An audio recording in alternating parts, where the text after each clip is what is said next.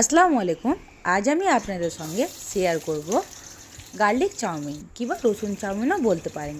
সবচেয়ে প্রথমে তেলের মধ্যে দিয়ে দিতে হবে রসুন কুচি, আর দিয়ে দিতে হবে একটা লঙ্কা চেরা, আর দিয়ে দিতে হবে অনেকগুলো পেঁয়াজ কুচি।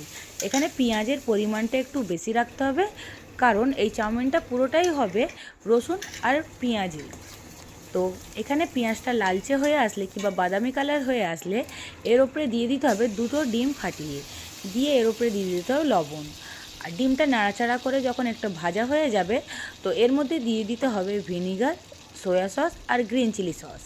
দিয়ে আবারও ডিমটাকে ভালো করে নাড়াচাড়া করে ভাজা করে নিতে হবে কিংবা ফ্রাই করে নিতে হবে।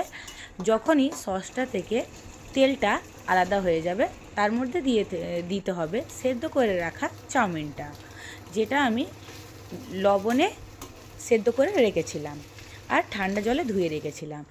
আবার চাউমিনটাকে ভালো করে নাড়াচাড়া করে ডিম আর পেঁয়াজের মধ্যে মিক্স করে নিলে রেডি হয়ে গেল আপনাদের এখানে রসুন কিংবা গার্লিক চাউমিন।